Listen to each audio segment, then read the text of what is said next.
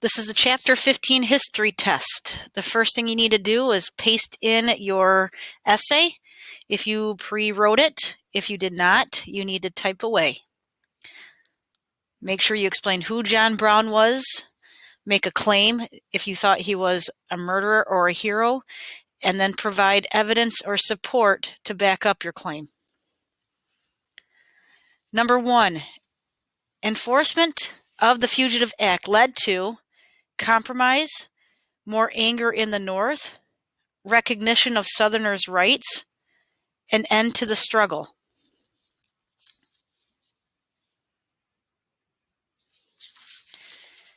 Number 2, what did Franklin Pierce become in 1853?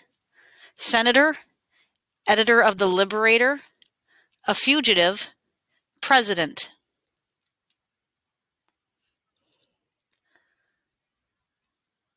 Number 3, Stephen A. Douglas proposed letting the people decide about slavery through popular sovereignty, states' choices, free choice, people's choice.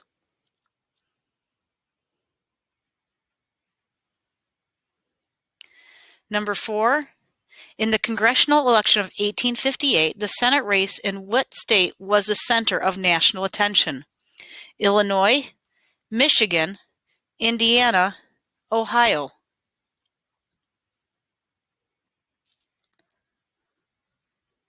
Number 5, the main topic of the Lincoln-Douglas debates was Western territories, war with Mexico, slavery, the economy. Number 6, who was not a presidential candidate in 1860? John C. Calhoun, John Bell, Abraham Lincoln, John Breckinridge.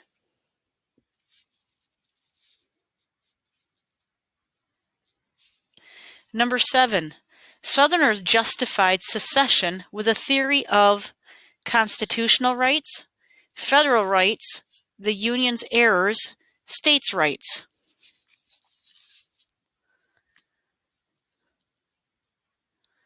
Number 8, what plan specified that slavery should be prohibited or banned in any lands that might be acquired from Mexico?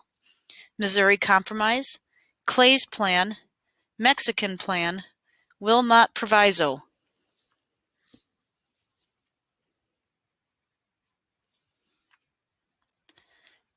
Number 9, according to the blank, a person could be fined or imprisoned for aiding fugitives.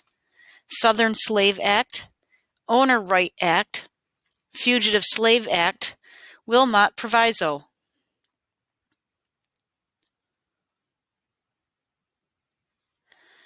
Number 10, who vowed to strike terror in the hearts of pro-slavery people?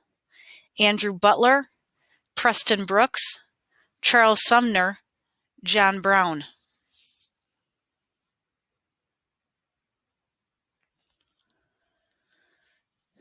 Number 11, what was the first territory to shed blood in a civil war over slavery? Texas, Kansas, Missouri, South Carolina.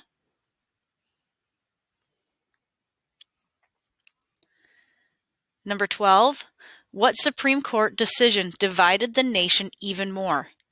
Fugitive slave case, Dred Scott case, Clay's ruling, John Brown case.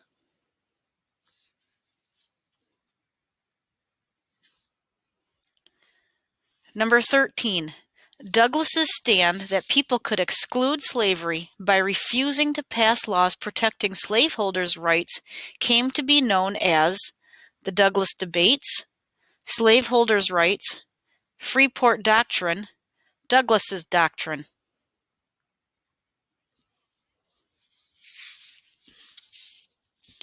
Number 14, the 1860 presidential candidate whose name did not appear on the ballot in most southern states was Abraham Lincoln, John Breckinridge, John Bell, Stephen Douglas.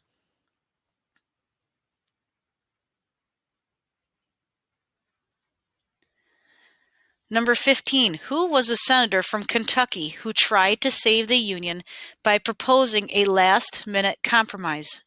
John Calhoun, John Bell, Henry Clay, John Crittenden.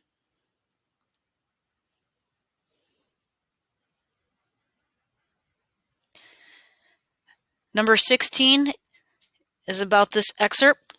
Upon these considerations, it is the opinion of the court that the act of Congress, the Missouri Compromise, which prohibited a citizen from holding and owning property of this kind in the territory of the United States north of the line therein mentioned, is not warranted by the Constitution, and is therefore void, and that neither Dred Scott himself nor any of his family were made free by being carried into this territory, even if they had been carried there by the owner, with the intention of becoming a permanent resident. This was written by Chief Justice Roger B. Taney, decision on the Dred Scott versus Sanford. Number 16, according to the decision above, many Southerners were pleased because it said what? Dred Scott would now be free. Slavery was unconstitutional. Restricting slavery was unconstitutional. Slaves were not property. Number 17 is a quote from Abraham Lincoln during the Abraham Lincoln-Douglas debates. The real issue is between the men who think slavery a wrong and those who do not think it wrong. The Republican Party thinks it's wrong. Number 17, after the Lincoln-Douglas debates, who won the election to the seat of the U.S. Senator from Illinois? Abraham Lincoln, Stephen Douglas, Henry Clay, Daniel Webster.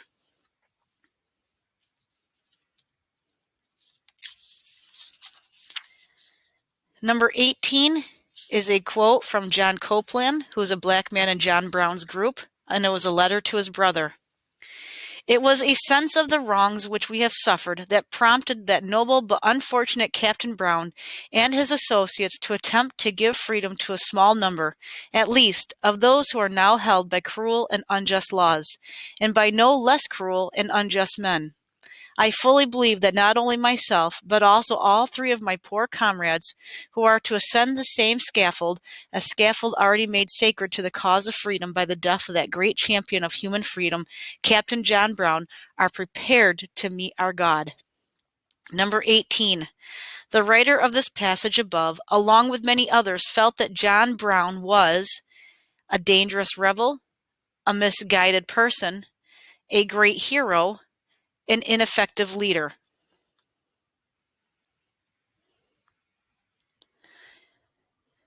Numbers 19 and 20 is based on this map. This is a map of 1860. Number 19, Kentucky, which is in the middle, and West Virginia, which is right next to it.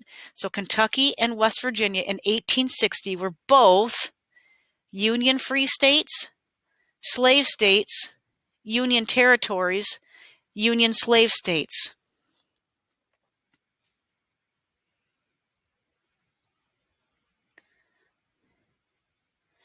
Number 20, using this map above, how many total states had seceded or left the Union as of April 1861? 11, 10, 6, 4.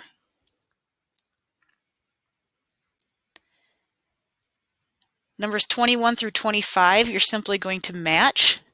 The words above are Jefferson Davis, Roger B. Taney, Stephen A. Douglas, Popular Sovereignty, Fort Sumter.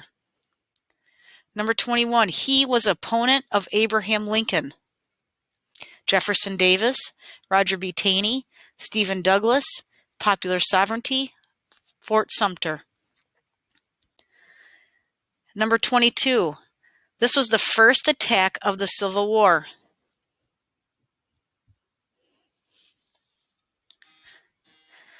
Number 23, he was the president of the Confederacy, or the South.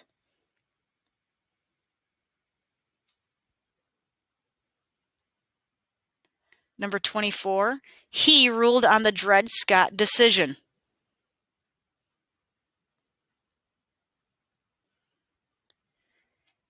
And 25, this word means letting the people decide. before you submit this, go back and look, because a few of these questions you'll find in previous questions.